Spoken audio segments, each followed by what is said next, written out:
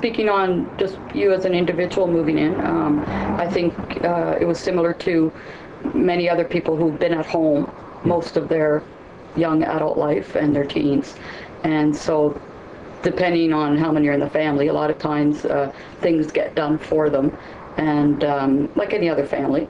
And I think with the added issue of mental illness, sometimes it's very difficult. You're just kind of trying to get yourself well.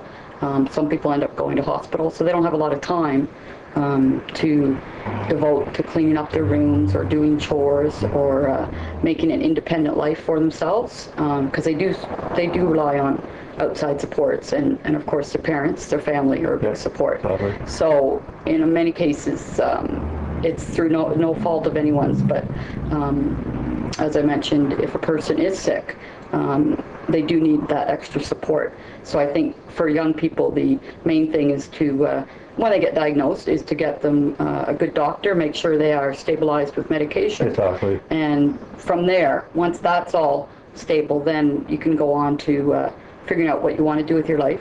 People who are older, yeah, they probably want something different than somebody who's young. I mean, somebody who's young wants to get out there in the world, they want to experience the world. Maybe the older person has already, seen what they want to see, and they want to settle down. They want to be more quiet. Maybe they want to live with one roommate instead of 6 or 7. They may not want things as noisy. Their illness may be more stabilized than a younger person, because if a person's just been diagnosed at age 26, it's all new. I mean, it's shocking when you get a diagnosis. Exactly. So they're going through different things, whereas an older person maybe has had that time. But at the same time, you have to remember that older people can also be diagnosed. I mean, there are a lot of older people nowadays, seniors especially, diagnosed with depression and clinical depression. So it's like any other part of society, old and young. I mean, they're always going to have differences.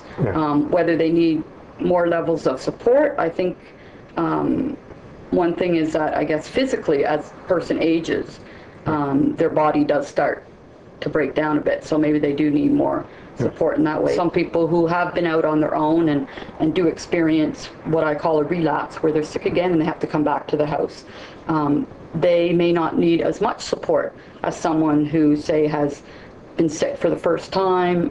They've never left their house, they've never lived in a group home, they don't know what to expect.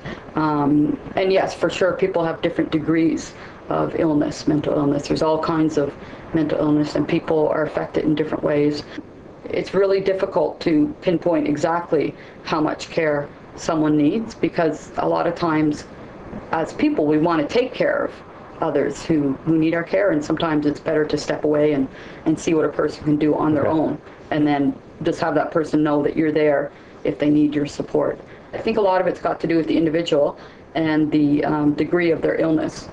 But I think, definitely there's commonalities, I mean, between old and young. I mean, you've seen in our group home, I mean, they may not watch the same things on TV, but they can still talk about an issue.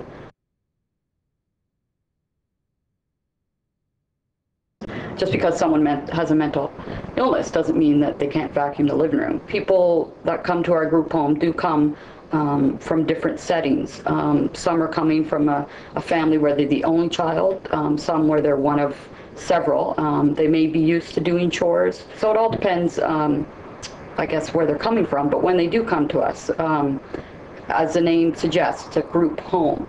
So there has to be a group effort in order to keep the place running, and that's not solely the responsibility of the staff. The residents have to make a contribution, and as well. Yeah, to keeping the house in order and keeping it going. And you know what it's like if one person doesn't do their chore, someone else has to do it. Somebody else either has to take the flak and do it, or the house turns into a wreck, and nobody likes to have a messy house. And so we try to start off easy with people taking care of their own room and taking ownership of their own room and cleaning it and keeping it clean.